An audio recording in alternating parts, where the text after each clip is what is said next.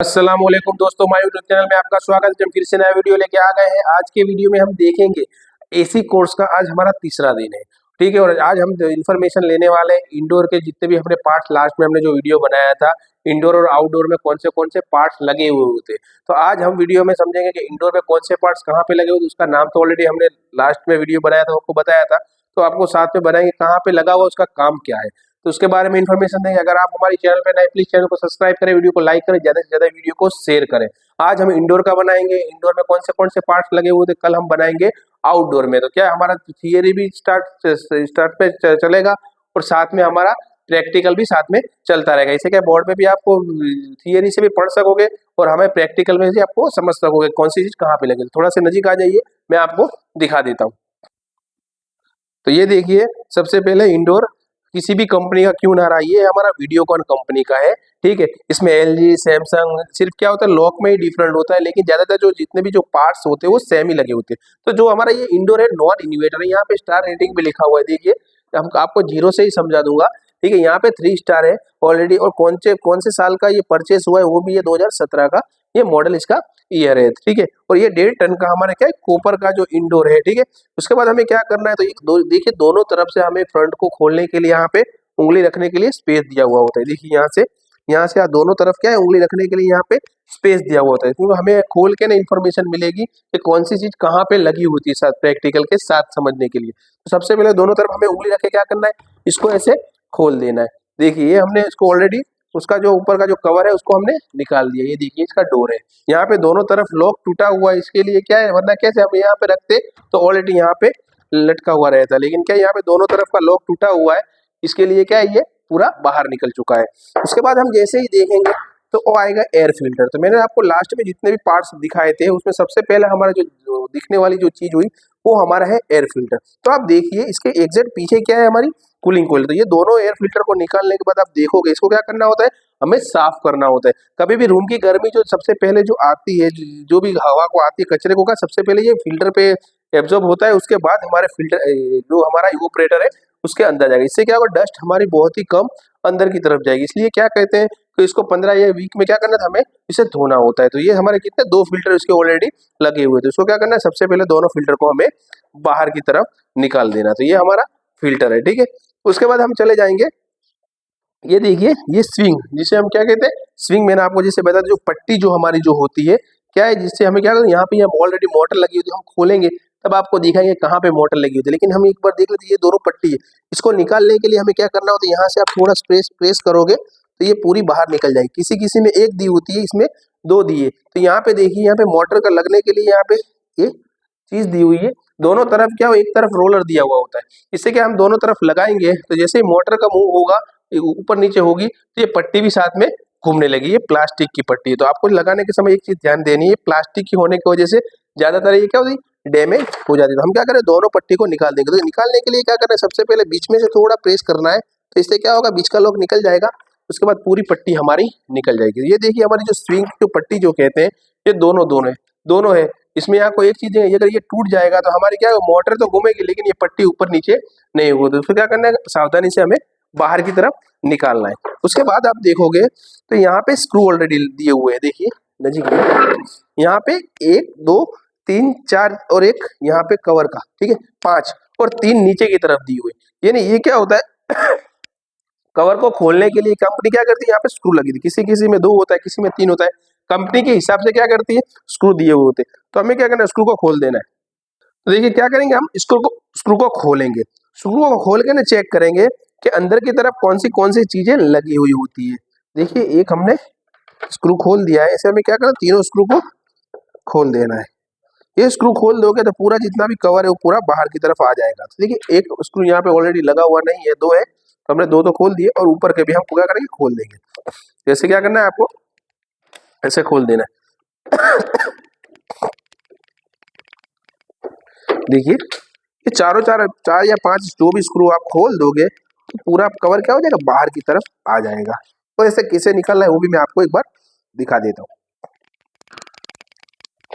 ये देखिए सारे स्क्रू हमने क्या कर दिए, खोल दिए। अब इसको कवर को निकालने के लिए आप पीछे की तरफ देखोगे तो किसी भी कंपनी का एसी क्यों ना हो, यहाँ पे ऑलरेडी लॉक दिया हुआ होता है। देखिए यहाँ पे लॉक दिया हुआ होता है, ये एक लॉक है यहाँ पे, ठीक है, यहाँ पे 2 है, 3 है, ये 4 है, 5 है। आप ऐसे ही खींचोगे तो बाहर की तरफ नहीं आएगा, तो आपको क्या करना है, उंगली से ऊपर की तरफ इसको खींचना है। देखिए ये ओपन हो चुका है। फिर यहाँ से क्या करना है, यहाँ से भी हमें ओपन करना है, ठीक है, ये भी ओपन कर दिया, ये भी ओपन कर दिया, और ये भी हमें क्या कर दिया, ओपन कर दिया। ये हम करेंगे तो क्या हो जाएगा, पूरा हमारा कवर बाहर की तरफ आ जाएगा। ये देखिए हमारा पूरा कवर बाहर की तरफ आ चुका है।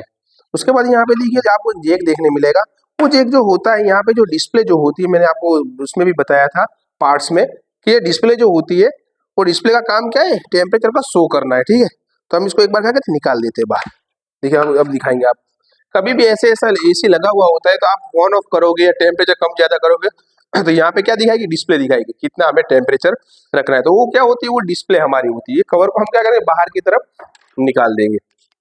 अब देखने चीज, जो देखने वाली चीज है अब है, तो देखिए ऊपर की तरफ जैसे मैंने आपको बोला फिंच टाइप क्या है, ये देखिए फिंच टाइप हमारा जो कूलिंग कॉइल है, क्या है, कूलिंग कॉइल है। तो आप देखिए यहाँ पे पूरी कूलिंग कॉइल यहाँ पे दी हुई है, आगे की तरफ है और पीछे की तरफ भी ये पूरी ऐसी कूलिंग कॉइल दी हुई है, डिजाइन ऐसी की हुई है, ठीक है।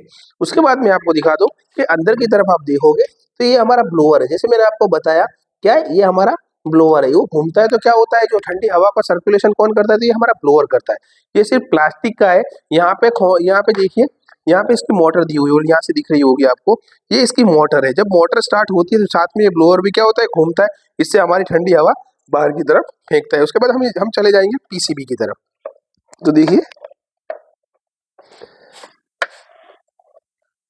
सबसे पहले मैंने जैसे आपको बताया, ये हमारी स्विंग मोटर है। जैसे यहाँ पे क्या लगाया हुआ, तो स्विंग पट्टी लगी हुई थी। जैसे ही हम यहाँ पे इसको ऑन करेंगे रिमोट से, तो ये क्या होगा, मोटर ऊपर की तरफ नीचे की तरफ ये पट्टी को करेगी।